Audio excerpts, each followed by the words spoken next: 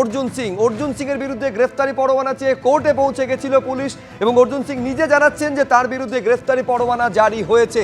খোদ অর্জুন সিং এ কথা বলছেন। আপনারা জানেন যে 26শে মার্চ জগদ্দলে অর্জুন সিং এর বাড়ির কাছে গুলি চলার ঘটনা ঘটে, গুলিবিদ্ধ হন তৃণমূল কর্মী। বিজেপি নেতার বাড়ির সামনে বোমাগুলির লড়াই কার্যত দেখেছে রাজ্যবাসী, একেবারে সিসিটিভি ফুটেজ সেটা সামনে এসেছিল। অর্জুন সিং এর বিরুদ্ধে হামলার অভিযোগ করেছিলেন আক্রান্ত তৃণমূল কর্মী। ঠিক কি ঘটনা ঘটেছিল যার পরিণতি যার পর একেবারে একের পর এক নোটিশ পাঠানো হয় এবং অর্জুন সিং তিনি হাজির হননি এবং আজকে অ্যারেস্ট ওয়ারেন্ট জারি হলো। পুরোটা সমীরণ পাল আমাদের প্রতিনিধি আরো বিস্তারিতভাবে বলবেন। সমীরণ।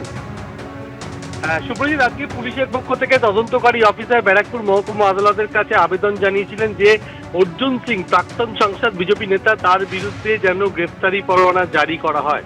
আদালত সেই গ্রেফতারি পরোয়ানা জারি করার আবেদন মঞ্জুর করেছে এবং তুমি জানো যে গত 26 তারিখে মেঘনা জুট মিলের গেটের সামনে গুলি চলে এবং 5 থেকে 7 রাউন্ড গুলি চলে এবং সেই সময় তৃণমূল কর্মী মোহাম্মদ সাদ্দাম ওরফে মহিউদ্দিন আনসারি গুলিবিদ্ধ হয় এবং বাইপাসের ধারে বেসরকারি হাসপাতালে ভর্তি, তার পায়ে গুলি লাগে এবং সেই ঘটনায় পুলিশের পক্ষ থেকে দাবি করা হয়েছে যে মোহাম্মদ সাদ্দাম ওরফে মহিউদ্দিন আনসারি পুলিশকে জানিয়েছে যে প্রাক্তন সাংসদ অর্জুন সিংই তাকে লক্ষ্য করে গুলি চালিয়েছে। পরবর্তীকালে হাসপাতালের বেডে শুয়ে একই কথা বলেছিল মোহাম্মদ সাদ্দাম ওরফে মহিউদ্দিন আনসারি। এই ঘটনার পরিপ্রেক্ষিতে আজকে তদন্তকারী অফিসার আদালতের কাছে আবেদন জানান গ্রেপ্তারি পরোয়ানা জারি করার জন্য এবং সেই সূত্র ধরে গ্রেপ্তারি পরোয়ানা জারির বিষয়টি মঞ্জুর করেছে আদালত, এমনটাই আমরা জানতে পারছি। তবে যেটা ঘটনা যে গুলি চালানোর ঘটনা ঘটেছিল সেই নিয়ে জোর রাজনৈতিক চাপানোতর শুরু হয়েছিল। প্রাক্তন সাংসদের নামে অভিযোগ দায়ের হয়েছিল এবং তার বিরুদ্ধে হত্যার চেষ্টা, অস্ত্র আইন সহ একাধিক ধারায় মামলা রুজু হয়েছে। কিন্তু যে প্রশ্ন উঠেছিল যে ব্যারাকপুরের প্রাক্তন সাংসদ কি নিজে গুলি চালিয়েছিলেন, আর সেই জন্য তাকে দফায় দফায় নোটিশ পাঠিয়ে জগদ্দল থানায় ডেকে পাঠিয়েছিল পুলিশ, কিন্তু তিনি যাননি। সেই কারণে মজদুর ভবনের তার যে কার্যালয় সেখানে গিয়ে জগদ্দল থানার আইসি মধুসূদন মণ্ডল এবং তদন্তকারী অফিসার প্রায় 50 মিনিট তাকে জিজ্ঞাসাবাদ করেন এবং জিজ্ঞাসাবাদ করার পর পুলিশ জানিয়েছিল যে ঘটনাস্থলে যে তিনি উপস্থিত ছিলেন সেটা প্রাথমিক জেরায় জানিয়েছেন। তার পাশাপাশি তার সঙ্গে একটি লাইসেন্স আগ্নেয়াস্ত্র ছিল কিন্তু তা তিনি ব্যবহার করেননি।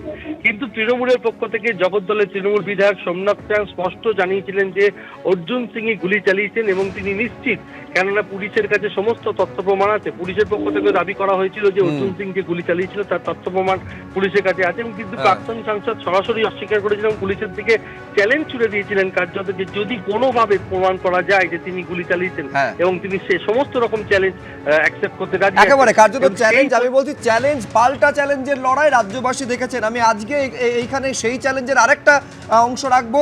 যখন এই যে কোর্ট অ্যারেস্ট ওয়ারেন্ট ইস্যু করছে তারপর অর্জুন সিং কি বলছেন যে সম্পূর্ণ এই কথা বলছেন যে পরিকল্পনা করে তাকে অ্যারেস্ট করানোর একটা ষড়যন্ত্র। কি বলছেন অর্জুন সিং এবং পাল্টা জগদ্দলের তৃণমূল বিধায়ক সোমনাথ শ্যাম তিনি কি বলছেন, আমি পরপর দুটো বক্তব্য রাখবো আপনাদের সামনে। এই এফআইআরটা ফলস আছে, যেখানে সিসিটিভি ক্যামেরাতে তৃণমূলে গুন্ডারা ধরা পড়ছে কি তারা গুলি চালিয়েছে, পুলিশে সুমোটো এফআইআর করছে আর আমার নামে লোয়ার কোর্ট গ্রেফতারি পরোয়ানা পুলিশের কথা দিয়েছে। তো এই কোর্টের উপরে তো আমাদের কোনোদিনই বিশ্বাস ছিল না। আমরা এই জন্য হাইকোর্টে গেছি, কালকে হাইকোর্টে মামলা উঠবে, দেখা যায় কি হচ্ছে।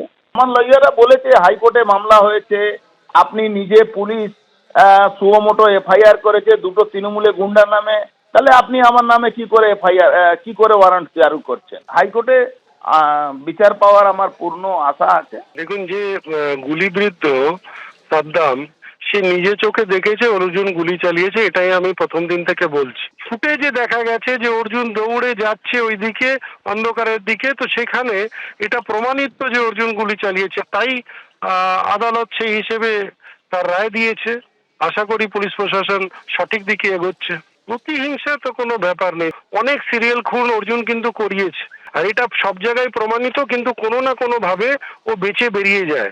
আসল লক্ষ্য ছিল ফিরোজ এবং নমিতকে খুন করবার, যে লক্ষ্য ছিল সেদিনকে অর্জুনের, না হলে তার বাড়ির থেকে অত দূরে যে মিলের গেট, মেঘনা জুট মিল গেট, সেখানে তিনি কেন গেলেন, তো সেটাতে এটা প্রমাণিত হচ্ছে ওনার লক্ষ্য অন্য কিছু ছিল।